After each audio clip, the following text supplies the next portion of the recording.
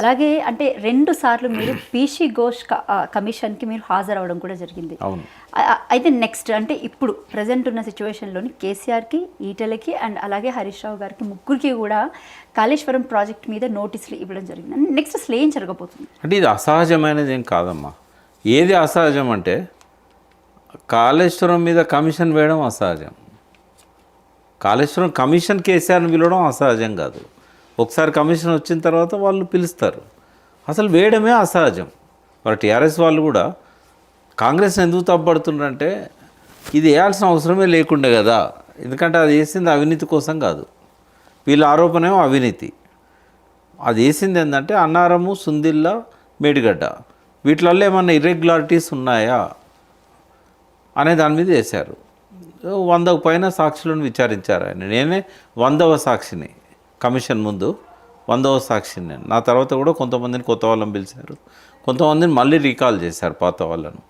అయితే కమిషన్ ఎందుకు అసహజం అంటే అసలు అక్కడ నియమించాల్సింది మేడిగడ్డ ఎందుకు కుంగింది, అన్నారంలో ఏం తప్పులు ఉన్నాయి తెలుసుకోవడానికి ఇంజనీర్స్తోని కమిటీ వేయాలి, నిపుణులతో కమిటీ వేయాలి. అది వేయలేదు. అది వేయకుండా ఇది కమిషన్ వేశారు, జ్యుడిషియరీ కమిషన్ వేశారు. జ్యుడిషియరీ కమిషన్ ఏం తెలుస్తుందమ్మా? ఇందులో వాళ్ళకి ఇచ్చిన దానిలో ఓన్లీ ఇర్రెగ్యులారిటీస్ అన్నారు. అది ఇంజనీర్లకు అర్థమయ్యే సబ్జెక్టు. సరే జడ్జి గారిని వేశారు కాబట్టి ఆయన దేశం అంతా గర్వించే ఒక గొప్ప జడ్జి, మామూలు వ్యక్తి కాదు ఆయన. ఆయన 5 తరాలుగా జడ్జిల కుటుంబంలో నుంచి వచ్చినవాడు. మొదటి తాత ఎవరైతే జడ్జి అయినలో ఆయన 5 తరాల ముందు అతను బ్రిటిష్ ఇండియాలో మొట్టమొదటి ఇండియన్ జడ్జి. ఆయన కలకట్టాలో. చాలా గొప్ప కుటుంబం. ఆయన కూడా చాలా నోబుల్ పర్సనాలిటీ. ఆయనకి ఇచ్చిన టర్మ్స్ ఆఫ్ రెఫరెన్స్ ప్రకారంగా ఆయన విచారణ జరుపుతున్నాడు. ఆ విచారణ లోపల కొంతమంది ఇంజనీర్స్ వాళ్ళ బాధ్యతను విస్మరించి, ఉదాహరణకు ఎట్లుంటుందంటే సిడిఓ ఉన్నాడు, నరేందర్ రెడ్డి గారు ఉండే. అప్పుడు సిడిఓ గారు ఆయన సంతకం పెట్టాల్సిన ఫైల్ గురించి ఆయన డిజైన్ కరెక్టా కాదా, ఆయన ఇచ్చిందేనా కాదా, ఆయన ఇచ్చిన తర్వాత ఏమన్నా మార్పులు చేశారా అనే విషయం మీద మాట్లాడాలి తప్ప నన్ను తొందరపెట్టిండు ముఖ్యమంత్రి. అంటే ముఖ్యమంత్రికి తొందర ఉంటుందమ్మా. తెలంగాణ రైతులు ఆత్మహత్యలు చేసుకుంటున్నారు. 30-35 వేల మంది చనిపోయారు 20 ఏళ్ళల్లో. ఇంకా చావులు ఉండొద్దు, నీళ్ళు ఇవ్వాలి తొందరగా అని చెప్పి తొందరగా నీళ్ళు కావాలని ఉంటుంది ఏ ముఖ్యమంత్రికైనా. ఆలస్యమైన కొద్దీ కాస్ట్ పెరుగుద్దనే భయం కూడా ఉంటుంది. దాన్ని ఆసరా చేసుకొని నన్ను తొందరపెట్టిండు. నువ్వు తొందరపెట్టి తప్పులు చేస్తావు. నీ డిజైన్ కరెక్టా కాదో చెప్పాలి కానీ తొందరపెట్టిండేంది? ఇట్లా మాట్లాడడం వల్ల కేసీఆర్ గారి మీద ఒక ఆరోపణ వచ్చింది, తొందరపెట్టిండు. అట్లే బ్యారేజీలు కొంత కిందికి జరపాల్సి వచ్చింది. ఎందుకంటే పేపర్ మీద డ్రాఫ్ట్ చేస్తారు డిజైన్స్ అన్నీ. ఫీల్డ్ మీద పోయేసరికి ఏదో ఒక ఇబ్బంది ఉంటుంది అక్కడ. ఓ పక్క సింగరేణి కోల్ మైన్ ఉంటుంది, ఇంకో పక్కన ఓపెన్ కాస్ట్ ఉంటుంది, బ్లాస్టింగ్స్ అయితే ఉంటాయి. ఇంకొకడ భూమిలో కొన్ని ఇబ్బందులు ఉంటాయి. భూభౌతిక శాస్త్రం చదివిన వాళ్ళకి తెలుస్తుంది అది. ఓ పక్కన విలేజెస్ సబ్మర్జెన్స్ అయితే, ఓ పక్కన భూమి ఎక్కువ ఉంటుంది. కానీ హైదరాబాద్లో డిజైన్ చేసేటప్పుడు అవన్నీ ఆలోచించారు వాళ్ళు. వ్యాప్కోస్ వాళ్ళు కూడా ఇక్కడ వచ్చి ఒకసారి విజిట్ చేసి ఢిల్లీ పోయి కూర్చొని వేస్తారు వాళ్ళ ఆఫీస్లో కూర్చొని. తీసుకొచ్చి ఫీల్డ్ మీద పెట్టాలన్నప్పుడు ఆ ప్రాజెక్ట్ కట్టాలి కదా. ఈ సుందిల్లను ఒక 5 కిలోమీటర్లు ఏమో కిందికి జరిపారు. అట్లే అన్నారం కూడా కొంచెం కిందికి జరిపారు. జరపడానికి చాలా కారణాలు ఉన్నాయి. ఆ కారణాలన్నీ కూడా కాగ్ కూడా ప్రశ్నించింది, కంట్రోలర్ ఆడిటర్ జనరల్, మీరు ఎందుకు కిందికి జరపాల్సి వచ్చిందని. అయితే దానికి లాస్ట్ రిప్లై ఎవరిచ్చారో తెలుసా? రేవంత్ రెడ్డి గవర్నమెంటే ఇచ్చింది. ఇరిగేషన్ శాఖ కేసీఆర్కు సపరేటు, రేవంత్ రెడ్డి సపరేట్ ఉంటుందా? తెలంగాణ ఇరిగేషన్ డిపార్ట్మెంటే సమాధానం ఇచ్చింది. ఇచ్చినప్పుడు డేట్ ఏంది? ఫిబ్రవరి, రేవంత్ రెడ్డి గవర్నమెంట్ వచ్చినాక. అందులోనే ఉన్న సమాధానం ఎందుకు కిందికి జరిపిందని. అదే విషయాన్ని ఇంజనీర్లు చెప్పారు. దానికి కేసీఆర్ గారే జరపమన్నారు. ఎవడో చెప్తారు ఒక ఇంజనీర్. కేసీఆర్ జరపమంటే నువ్వు జరిపితే నీ తప్పు అవుతుందా, కేసీఆర్ తప్పు అవుతుందా? అంటే ఇట్లా కొన్ని అనవసరమైన అంశాలల్లో కేసీఆర్ గారి పేరు తీసుకున్నారు. ఇంకా కొన్ని దిక్కుల కాస్ట్ పెరిగింది. కాళేశ్వరం మేడిగడ్డ ఉంది కదా, 1800 కోట్లని మొదలు అనుకున్నారు. తర్వాత దాన్ని 4000 కోట్ల దాకా పోయింది. డబల్ కంటే ఎక్కువైంది. ఎందుకైంది? కొత్తగా జిఎస్టీ వచ్చి పడ్డది. అదొక జిఎస్టీ లేకుండే. 18% GST. తర్వాత ల్యాండ్ అక్విజిషన్లో అదివరకు 1.5 lakh ఎకర్ అనుకుంటే అది 10 లక్షలు 15 లక్షలు పోయింది. దాంతోపాటు సీట్ పైల్స్ అనుకుంటే బ్యారేజీలలో పటిష్టంగా ఉండటానికి సీకెండ్ పైల్స్ అనే ఇంకా పటిష్టంగా ఉండే నిర్మాణం చేయాల్సి వచ్చింది. వీటన్నిటి కాస్ట్ పెరుగుతుంది కదా, పియర్ సంఖ్య పెరిగింది, వీటన్నిటి వల్ల దాని ఖర్చు పెరిగింది. అది కూడా ముఖ్యమంత్రి పెంచిండు. ఇట్లా రకరకాలుగా ముఖ్యమంత్రి గారి మీద ఆరోపణలు చేసే వరకు పీసీ ఘోష్ కమిషన్కు ఆరోపణలు వచ్చినప్పుడు విచారించాల్సిన బాధ్యత ఉంది. నోటీసులు ఇవ్వడంలో తప్పేం లేదు, కానీ పీసీ ఘోష్ కమిషనే అవసరం లేకుండే, అలా తేల్చేది కూడా ఏముండదు. నేషనల్ డ్యామ్ సేఫ్టీ అథారిటీ కూడా ఒక నివేదిక ఇవ్వడం జరిగింది, అదేంటో చెప్తారా ఒకసారి? ఏం లేదమ్మ, కొండను తవ్వి ఎలకను కూడా పట్టలేదు వాళ్ళు. ఇక్కడ అందరికీ ఉన్న ప్రశ్న ఏంటంటే, ఒకటి ఎందుకు కుంగింది అనేది. ఆ కుంగింది అనే దాని మీద వాళ్ళు ఏం చెప్తారంటే 18 నెలల దగ్గర పెట్టుకొని ఫస్ట్ వచ్చినప్పుడు మేడిగడ్డ కుంగినప్పుడు 2 రోజుల తర్వాత వచ్చారు కదా, అప్పుడు ఏం చెప్పిండ్రు, ఇప్పుడు అదే చెప్పిండ్రు.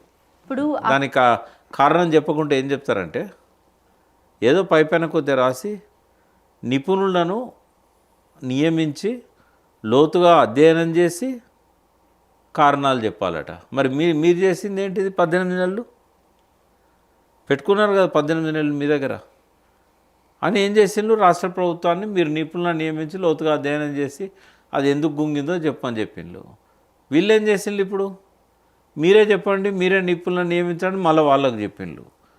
ఇద్దరు ఏంటంటే వాళ్ళు బంతిని ఇక్కడ దంతే మళ్ళీ వీళ్ళు అక్కడ దన్నిళ్ళు. ఇద్దరు కూడా చెప్పదలుచుకోలేదు కారణాలను, ఎందుకంటే అది బాంబ్ బ్లాస్ట్ అయింది ఆడ, అది చెప్పరు. నేను అక్కడికి వస్తున్నాను నెక్స్ట్. యాక్చువల్లీ ఈ ఆరోపణ ఏదైతే ఉందో రీసెంట్గా కేటీఆర్ కూడా ఎత్తుకోవడం జరిగింది, బట్ ఇది అందరికన్నా ముందు మీరే ప్రస్తావించడం. నేనే చెప్పాను. సో అంటే మీకు ఎలా తెలుసు ఈ విషయాన్ని? అంటే ఎలా అంటే ఫస్ట్ ఎఫ్ఐఆర్లో అది ఉంది, ఒక పెద్ద శబ్దం వచ్చింది, నేను దాన్నే ప్రాతిపదికగా తీసుకున్నా. తెల్లారి పేపర్లో కూడా అదే వచ్చింది, ఒక పెద్ద శబ్దంతో మేడిగడ్డ కుంగింది అని. కుంగితే శబ్దం రాదమ్మా, తక్కువ వస్తుంది. కుంగినప్పుడు ఒక్కసారే కుంగదు భూమిలోకి, స్లోగా సింక్ అవుతుంది. స్లోగా సింక్ అయినప్పుడు ఆ పైన ఉన్న రేడియల్ గేట్స్కును ఈ పియర్కు మధ్యలో అలైన్మెంట్ దెబ్బతింటుంది. దెబ్బతిన్నప్పుడు క్రాక్ సౌండ్ వస్తుంది, కానీ ఒక బాంబు వెళ్ళిన సౌండ్ రాదు. రెండవది ఆ సింక్ కావడం కూడా 2-3 days పట్టింది. తెల్లవారు మార్నింగ్ ఉన్న డెప్త్ ఏదైతుందో అది 3 రోజుల తర్వాత 3 రెట్లు ఎక్కువైంది. ఫస్ట్ అది 1/2 feet సింక్ అయింది ఫస్ట్ రోజు, సెకండ్ రోజు ఇంకొక 1/2 feet పోయింది, థర్డ్ రోజు ఇంకొక 1/2 feet పోయింది. ఇంకోటి ఏంటంటే బాంబ్ బ్లాస్ట్కును కుంగడానికి చాలా తేడా ఉంటుంది. అయితే కుంగినప్పుడు ఒరుగుతుంది. అయితే ఇది ఎందుకు బాంబ్ బ్లాస్ట్ అంటున్నా అంటే, ఇది ఒక బ్లాక్లో 11 పియర్స్ ఉంటాయి, 11 లేదా 12. అక్కడ మొత్తం 8 బ్లాక్స్ ఉన్నాయి, 85 పియర్స్ ఉన్నాయి. 7వ బ్లాక్ కుంగింది. 7వ బ్లాక్ అక్కడ సిరివంచ సైడు సెక్యూరిటీ ఉండదు, దట్టమైన అడవులు, అక్కడ గేటుకు మనకు తాళాలు వేయడానికి లేదు, తర్వాత అక్కడ ఎవరు కాపలా ఉండరు. అటుపక్క నుంచి నదిలోకి ఎంటర్ అయ్యి ఏదైనా చేయడానికి అవకాశం ఉన్నది ఆడ. రెండవది ఏంటంటే 11 పియర్స్ ఉన్న ఒక్క బ్లాక్ ఇంటాక్ట్ ఉంటుంది.